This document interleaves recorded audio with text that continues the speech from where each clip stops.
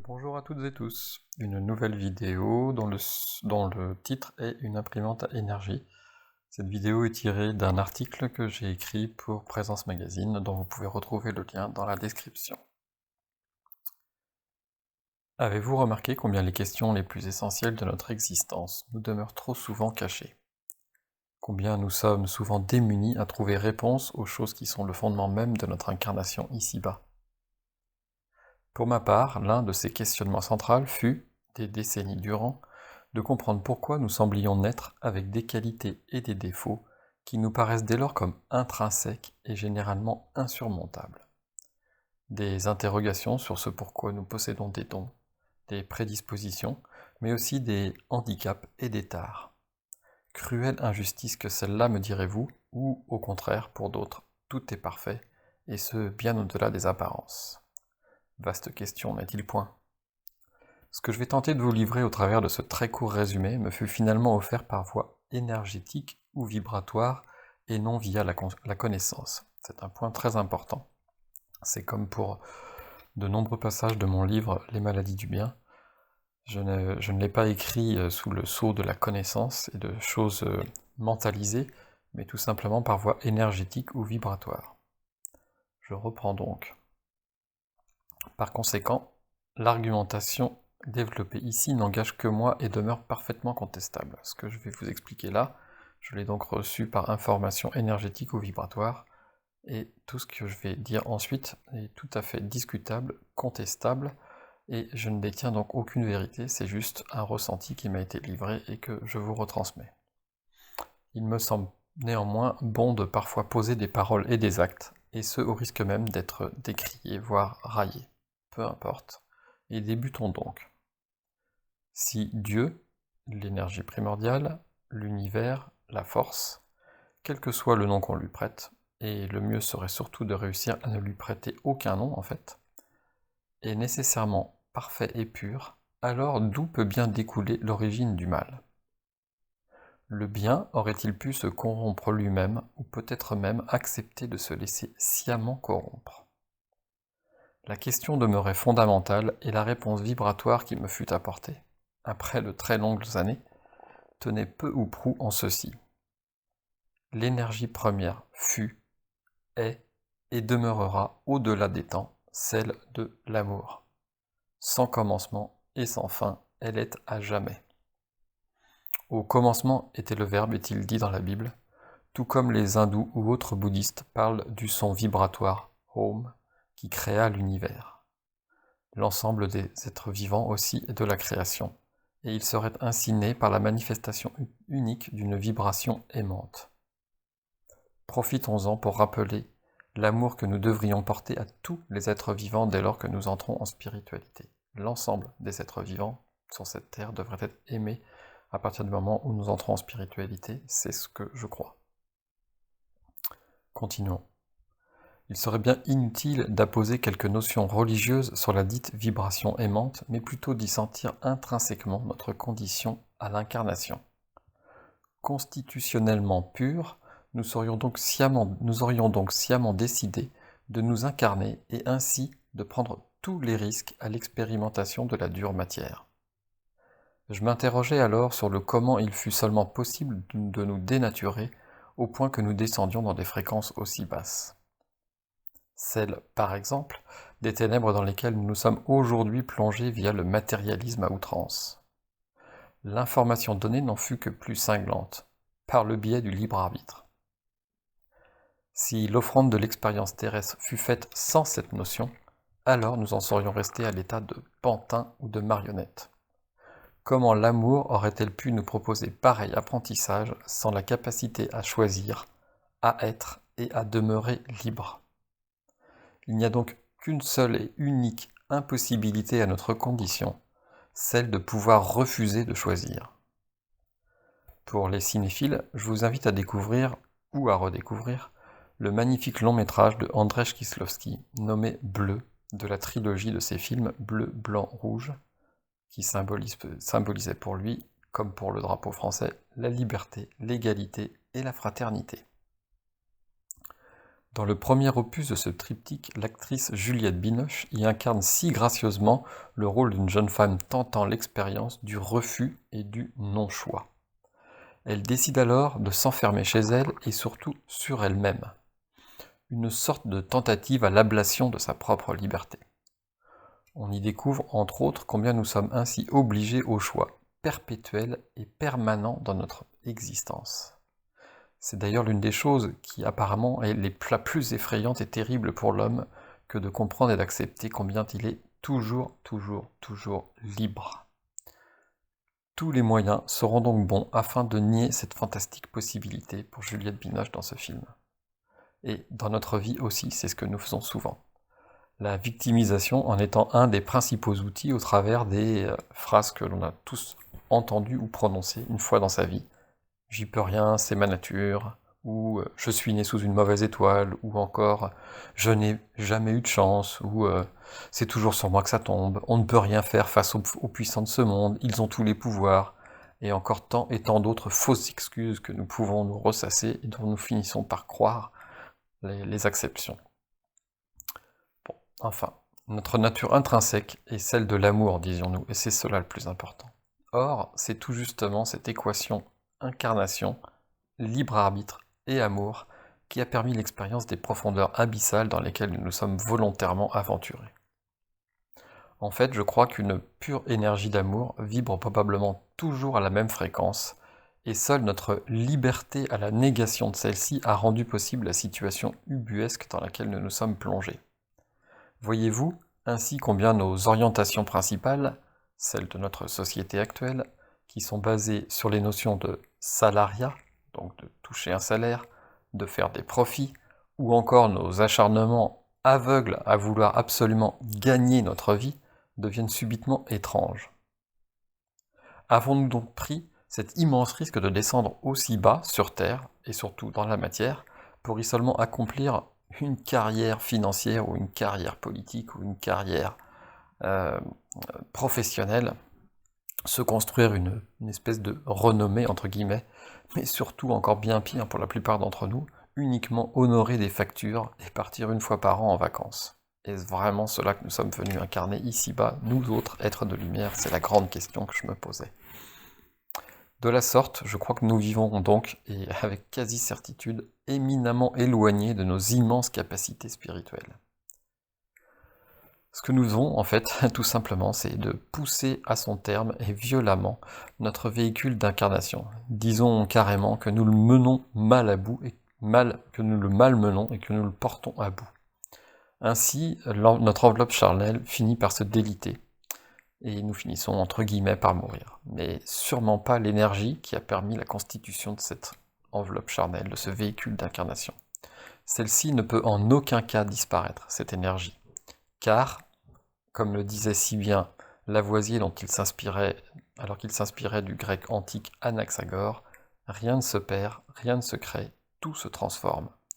C'est ainsi que, via notre liberté de faire et de penser, fut rendue possible la création d'énergie autre que celle de l'amour. C'est par le biais de nos propres choix et de l'indispensable libre arbitre que nous avons pu créer, et ce de toutes pièces, une autre énergie que celle de la bonté initiale. Prenez-vous ainsi conscience de notre pouvoir absolu en tant que créateur incarné. C'est presque inimaginable, non? En fait, nous sommes capables, nous autres, à partir du mental et de l'ego, de fabriquer une énergie autre que l'énergie d'amour de laquelle nous venons et nous sommes tous issus. Quelle est donc cette étrange capacité de maîtrise sur cette planète en dehors du genre humain? Personne, en dehors de nous autres humains, a l'air incapable de faire une chose pareille. Absolument personne. C'est donc à cette occasion que serait venu au monde ce que je nomme l'imprimante à énergie, que nous sommes tous sans exception aucune. De la sorte, grâce ou à cause de cela, selon le côté où vous choisissez de vous placer, l'homme a pu introduire et imprimer sur le blanc immaculé de l'énergie spirituelle dont il est tiré, des envies, des désirs, des besoins, des émotions, et ainsi de suite. De la sorte, expérimentant génération après génération des forces énergétiques nouvelles, nous nous sommes éloignés de la source de bonté lumineuse que nous sommes tous. Pourtant, de là, le fonctionnement est des plus simples et calqué sur celui des strates en géologie. Vous savez, quand vous voyez des grandes falaises avec ces strates de pierres qui sont les unes sur les autres avec des couleurs différentes et qui matérialisent l'avancement du temps et donc la géologie. Couche sur couche, donc toutes ces couches de pierre se sont ainsi construites et sur ces couches nous avons construit de très puissants égrégores. Après cela, et surtout une fois que l'on a découvert cela, qui pourrait bien se plaindre de se retrouver au cœur d'un désert brûlant et insupportable, après avoir systématiquement emprunté la route du Sud? Toute votre vie, et toutes vos vies successives, si vous prenez toujours le même chemin, et là, pour donner un exemple, en allant toujours vers le Sud, comment un jour pourriez-vous vous plaindre de vous rendre compte que vous vous êtes retrouvé au milieu d'un désert aride, à 40 degrés, que vous êtes en train de mourir de faim et de soif? Mieux que n'importe quelle autre, la notion du karma me semble parfaitement éclairer cette idée des strates énergétiques empilées les unes sur les autres. On parlait donc cinématographie un peu plus haut, et j'aimerais vous faire une nouvelle référence cinématographique, et pas des moindres, en citant le fabuleux film de Wim Wenders, Les ailes du désir. Dans ce film, la narration y présente deux anges flottant spirituellement au-dessus d'un Berlin encore coupé par son cicatriciel mur. Ils pénètrent la psyché des humains incarnés sans pouvoir expérimenter la densité de leurs conditions de chair. Ils peuvent rentrer dans nos têtes, lire nos pensées, mais ils ne peuvent absolument pas s'incarner dans la matière et dans la chair comme nous autres, à l'intérieur de ce film. Néanmoins, dans le film, que je vous invite à regarder ou à re-regarder, l'un des deux anges souhaite absolument et plus que tout faire l'expérience de la matérialité et posséder un corps de matière.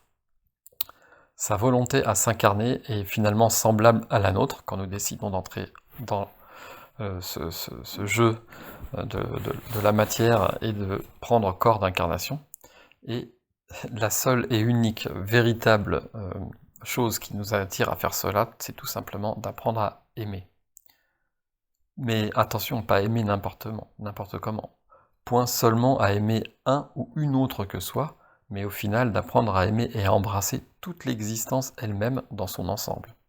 Ainsi, apprendre à goûter et à jouir de la vie, du si fameux instant présent dont nous nous goinfrons perpétuellement dans une totale inconscience. Car si la cause première de cet ange est bien de rejoindre la trapéziste Marion, et de follement l'aimer et la chérir, il ne peut accomplir cela qu'au travers d'un véhicule d'incarnation, d'un corps. Et cela afin de réapprendre ce que sont la jouissance du présent et du faire. Du faire F-A-I-R-E, évidemment. De mon côté, il n'y a pas si longtemps, je me suis rendu dans un centre bouddhiste dans le sud de la France, à Marsens, où Lama Zopa dispensait ses enseignements sur le tantrisme. Je me suis donc rendu en ce lieu sur l'invitation d'un ami, et j'y ai passé quelques jours en tant que bénévole à la cuisine. De la sorte, pendant que les séminaristes qui étaient venus écouter les enseignements du Lama Zopa sur le tantrisme, eh bien, pendant que ces séminaristes emmagasinaient les connaissances et les cours de ce lama, de mon côté, je prenais plaisir à couper des carottes, des salades et toute autre sorte de légumes. Vous allez me demander, qu'est-ce que c'est que cette digression au milieu de cette vidéo que de parler de coupage de carottes et d'épluchage de carottes? Eh bien en fait, c'est pour arriver à ce que j'ai nommé l'expérience des carottes. Car, au travers de cette expérience, eh bien je me suis rendu compte que c'était de se mettre au service d'eux. Voilà, en épluchant des légumes pendant des journées entières, et ce en pleine conscience de ce que j'étais en train de faire, au moment où j'étais en train de le faire, eh bien je me suis rendu compte que c'était surtout cela, méditer en fait, que d'être présent à ce que l'on fait en permanence. Je savourais là l'existence telle qu'elle est dans toute sa simplicité en fait. M'était offert au travers de cette occasion une fantastique possibilité à la reconnexion. Au cœur des heures que j'ai passées à couper et éplucher ces légumes, se confirmait une merveilleuse possibilité, celle de la jouissance du présent. Or, jouir véritablement du présent, au travers des actes aussi sobres et aussi simples que cela et du quotidien, eh bien, c'est souvent s'offrir un retour à la source de l'amour avec un grand A. C'est vers cela que nos possibles spirituels peuvent se tourner dans le choix libre et conscient. Nous est ainsi consacré le privilège de pouvoir surimprimer de l'énergie sur celle de l'amour, pour revenir à notre sujet de base. Il ne tient qu'à nous que cette dite énergie ne soit qu'un prolongement aimant apposé sur les fréquences basses de la matérialité. Ainsi, nous serions tout simplement descendus ici-bas pour spiritualiser la matière. Ce fut sans aucun doute le pourquoi des informations qui m'étaient données à ce moment-là.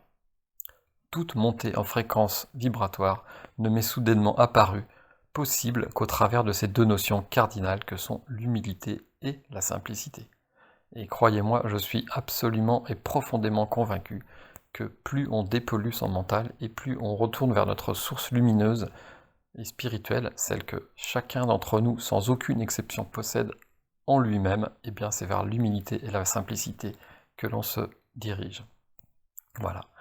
Cette vidéo arrive à sa fin. Je fais juste une petite précision par rapport à cette fameuse méditation des carottes, parce que j'aimerais préciser donc que pour ma part, je ne mange plus aucun animal, aucun être vivant et sentient depuis plusieurs années, et que ça peut encore aller encore plus loin, et donc lorsque j'épluchais et que je coupais ces carottes, eh bien je me suis rappelé d'une chose assez importante. Et au travers de cette prise de conscience, ça a réouvert en moi les portes aux enseignements jaïnistes. Alors pour les gens qui ne connaissent pas les jaïnistes, je vous invite à aller regarder sur internet qui sont les jaïnistes. Et ces jaïnistes, eh bien, ils considèrent que les racines, dont telles que les carottes ou les pommes de terre, comme des êtres vivants, et ils pensent qu'elles sont arrachées aux entrailles de notre mère la Terre. Par conséquent, les jaïnistes ne mangent absolument pas de racines, comme les carottes ou les pommes de terre. Et ils ne mangent que des fruits, considérant qu'ils sont offerts par la terre et qu'une fois qu'ils sont mûrs, de toute façon, ils tombent au sol et ils pourrissent. Donc à partir du moment où ils sont offerts et qu'ils tombent de l'arbre, eh bien on peut les manger, puisqu'ils sont offerts par la terre, ils ne sont pas arrachés de la terre. Voilà. Ça peut évidemment vous paraître extrême, néanmoins, les jaïnistes, c'est comme ça qu'ils fonctionnent, et je trouve que c'est assez intéressant, même si on n'est pas obligé d'adhérer à leur théorie et de pratiquer comme eux ce moyen de subsistance, de s'y intéresser et d'y regarder de plus près. On pourrait même aller encore plus loin, et on le fera peut-être dans une vidéo prochaine, en touchant à la notion du pranayama, ou ce qu'en français on appelle les respirationnistes, qui enseignent les vertus des énergies subtiles contenues dans l'air et qui suffiraient à se nourrir. Ça paraît aussi complètement fou de se dire qu'on peut se nourrir de l'énergie qu'il y a dans l'air à travers ce que les hindous et les bouddhistes appellent le prana. Néanmoins, une fois de plus, je vous invite à aller faire vos recherches sur internet sur ce qu'est le prana et le pranayama et ce que sont les respirationnistes. Une fois de plus, vous n'êtes pas obligé de croire ni d'adhérer, mais néanmoins, ça me paraît très intéressant de voir de quoi il en retourne et ce que cela propose. Pour ma part, je crois que c'est vers cela que je me dirige. Voilà, cette vidéo est terminée. Je vous remercie d'avoir pris encore une fois de votre temps pour l'écouter et vous souhaite, comme toujours, le meilleur en tout temps et en tout lieu. Et je vous dis donc à très bientôt. Au revoir.